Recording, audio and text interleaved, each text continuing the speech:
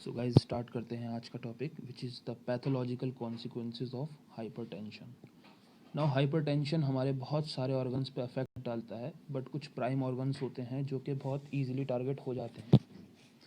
One of them is the heart. Now hypertension related जो heart disease होती हैं they are the result of structural and functional adaptations. And वो adaptations किस तरह से हो सकती हैं?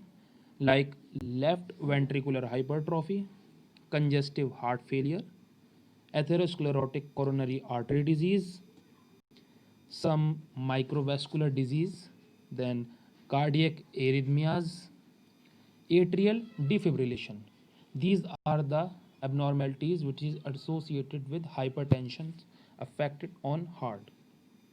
Then we can control it by aggressive control of hypertension, and it can regress or reverse these conditions under certain circumstances. Now second structure जो affect होता है by hypertension is the brain. Brain के अंदर stroke होता है which is the second most frequent causes of death all around the world.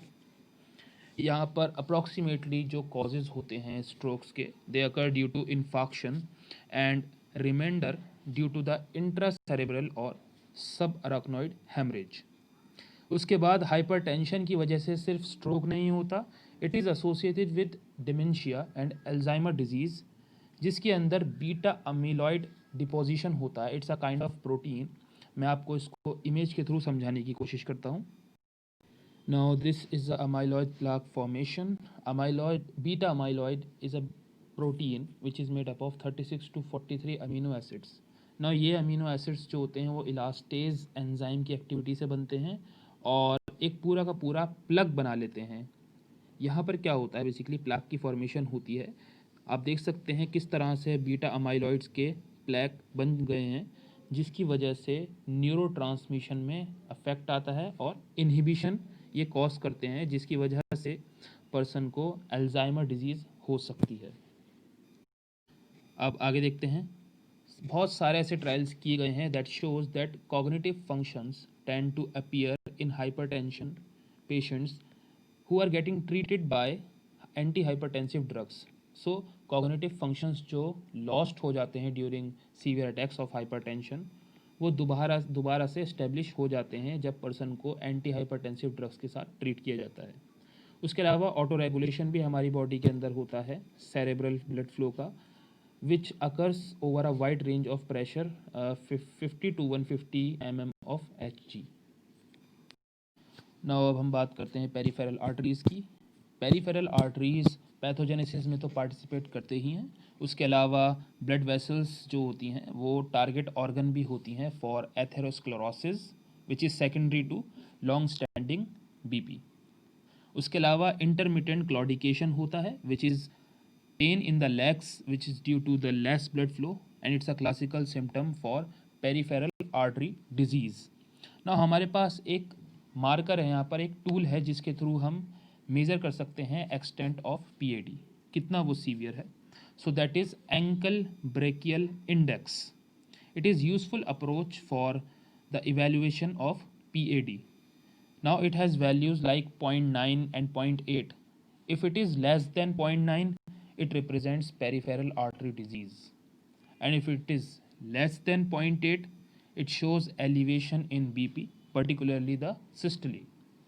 उसके अलावा cardiovascular disease का रिस्क इंक्रीज हो जाता है as doubled up for every 20 mm Hg rise in systole and 10 mm Hg rise in diastole. So it's a factual thing. now हमारे पास kidney है। Kidney एक target भी है और कॉज भी है हाइपरटेंशन की, क्योंकि यहाँ पर एक बहुत इंपॉर्टेंट सिस्टम रोल प्ले करता है जो कि मैंने प्रीवियसली डिस्कस किया था which was known as renin angiotensin aldosterone system which is associated with juxtaglomerular apparatus and it is found inside the kidney. Nephrons के साथ एसोसिएटेड होता है तो ये ब्लड प्रेशर को इंक्रीज कर सकता है और इसी के डिमेरिट इफेक्ट्स या फिर इल इफेक्ट्स हमें किडनी पर भी देखने को मिल सकते हैं।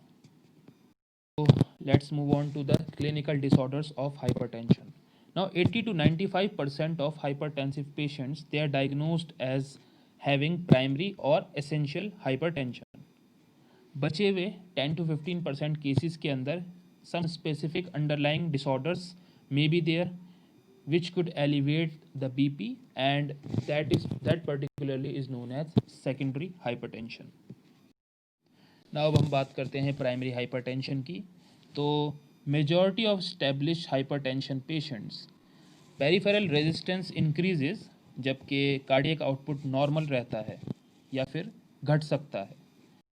While labile hypertension, cardiac output gets increases, peripheral resistance might be normal. जब प्लाज्मा रेनिन एक्टिविटी को हम प्लॉट करते हैं against the 24 hours sodium excretion, so 10 to 15% patients have high PRA and 25% have low plasma renin activity, which is again PRA. Now it indicates as high plasma renin activity, that is increased vasoconstriction related hypertension, and if it is low then it is volume dependent hypertension. Spironolactone, which is a kind of diuretic, it is an effective therapy in primary hypertension. अब बात करते हैं secondary hypertension की. Hypertension due to some underlying conditions, and some of them are like the renal parenchymal disease. In general, hypertension, it is more severe in glomerular disease than in tubular disease or interstitial disease.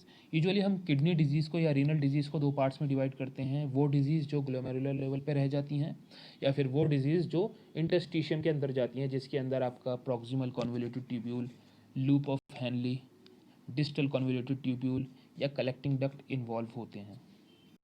Now second thing is obesity and metabolic syndrome. Obesity, hypertension or dyslipidemia, which is the increase in fats inside your bloodstream. It frequently occurs together and in association with resistance to insulin stimulated glucose uptake. हम ये जानते हैं कि diabetes में भी obesity का एक बहुत इंपॉर्टेंट रोल है, जहाँ पर abdominal obesity, which is also known as the central obesity, is more dangerous as compare to the peripheral obesity. वहीं इसका रोल हाइपरटेंशन में भी होता है. इंसुलिन की सेंसिटिविटी इंक्रीज़ हो जाती है और बीपी डिक्रीज़ हो जाता है जब पर्सन ओबेसिटी के अगेंस्ट जाता है और अपना वेट लूज़ करता है. Now another cause is the renovascular hypertension. Hypertension हो सकता है because of any occlusive lesion of renal artery. Renovascular hypertension is a potentially curable form of hypertension. Now patients के दो ग्रुप बहुत हाई रिस्क पे रहते हैं. एक जिनके अंदर पुरानी आर्टीरियोस्क्लेरोसिस डिजीज़ है, जैसे किसी के अंदर ऑक्लूजन हुआ है, या फिर कुछ ऐसे पेशेंट्स जिनके अंदर फाइब्रोमस्कुलर डिस्प्लेजिया है, which is the twisting of blood vessels. Now renovascular hypertension should be considered in patients with other evidence of atherosclerotic vascular disease. So अब आगे बात करते हैं हम सीवियर और refractory hypertension, recent loss of hypertension control और recent onset of hypertension which is in a moderate amount, unexplained deterioration of the renal function which is associated with ACE inhibitors. It should raise the possibility of renovascular hypertension. So ये सब conditions जो होती हैं they could be associated with renovascular disease. 50% of patients may have abdominal or flank bruits. Now bruits is an abnormal sound of vascular origin. यहाँ पर जब blood rushing करता है towards the target organ or passes from the vessels, it produces a sound that is known as the bruit. उसके अलावा contrast arteriography, it remains the gold standard test for the evaluation and identification of renal artery lesions. Then functionally, significant lesions generally occlude more than 70% of the arterial lumen. It has a significance if it occludes more than 70%. If it is less than 70%, it has a moderate amount. Then angiography करने पर we can see collateral vascularization to kidney, that is angiogenesis, but in the ischemic part it suggests that there could be a significant lesion over there which persuade it to happen this. Now another cause is the primary aldosteronism, which is the independent of RAS system. Consequences could be the sodium retention, hypertension, hypokalemia, or low plasma renin activity. Now primary aldosteronism को हमें consider करना चाहिए उन सब patients के अंदर जिनके अंदर रिफ्रैक्टरी हाइपरटेंशन मिल रहा है, यानी जिनके अंदर बीपी कंट्रोल नहीं हो पा रहा है even after the anti-hypertensive therapy over the 6-month period. Hypertension in patients के अंदर it could be associated with the glucose tolerance, then polyuria, polydipsia, paresthesia, or muscle weakness may be there as a consequence of the hypokalemic alkalosis. Now हमारे पास एक और important tool है which is the ratio of plasma aldosterone to plasma renin activity, which is a useful screening test. Usually it is less than 30:1, that is the plasma aldosterone level is less than 30 parts of this plasma renin. So we can say if it exceeds this 30:1, that means the plasma aldosterone level gets up too high, that is greater than 20 nanogram per deciliter. It indicates aldosterone producing adenoma. It's a cancerous situation. यहाँ पर एक cancer की formation हो जाती है, वो tumour form कर सकता है ये aldosterone. Two most common causes of sporadic, which is the irregular primary aldosteronism, are aldosterone producing adenoma, which could be benign as well, and the bilateral adrenal hyperplasia. It is the increase in size or number of that particular adrenal cells which could produce the aldosterone, which is a type of mineralocorticoid. Apart from that, tumor, it is always unilateral, present only on one side, and it is less than 3 centimeter in diameter. These are the features of that particular adenoma. Now जो cases हमने discuss किए, that is the adenoma and hyperplasia. So उन patients में जिनके अंदर adenoma होता है वहाँ पर एल्डोस्टेरॉन की biosynthesis is more responsive towards the adrenocorticotropic hormone, which is also known as ACTH, synthesized in the anterior pituitary. And उन पेशेंट्स में जिनमें हाइपरप्लेजिया है, they are more responsive towards the angiotensin.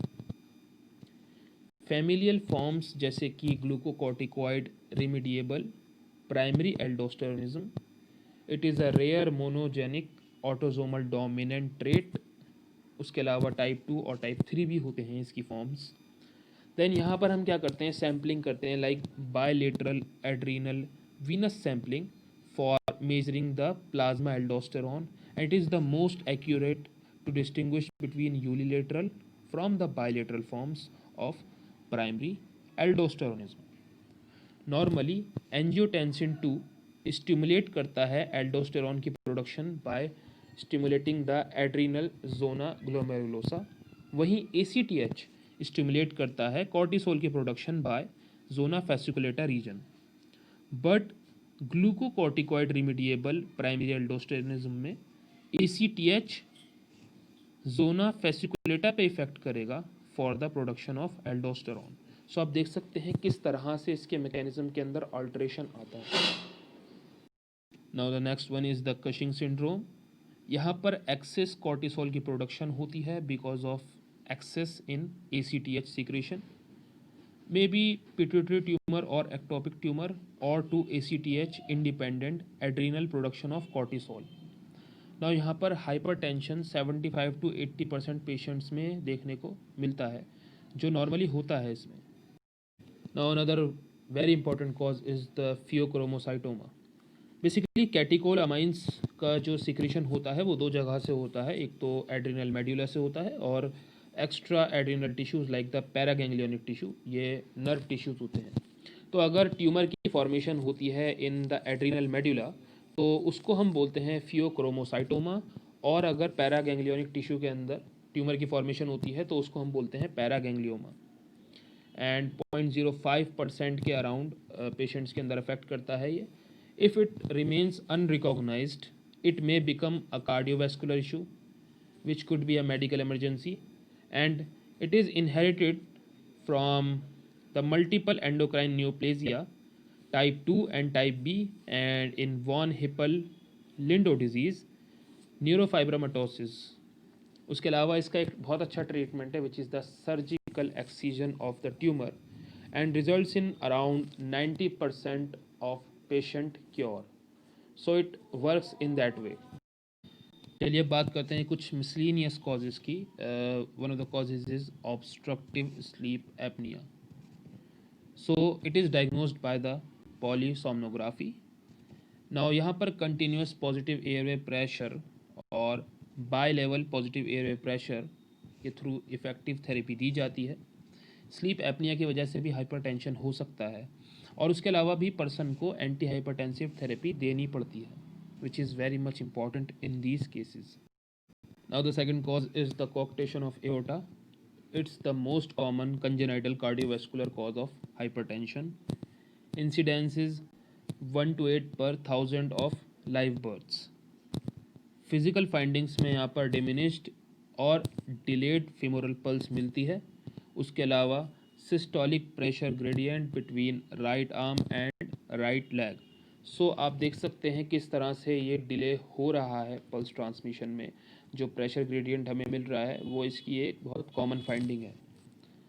A blowing systolic murmur can be heard in post left intrascapular area. As you know, murmur is a rushing sound जो कि indicate करता है कि there is some abnormality in the valvular tissues or the vascular tissues.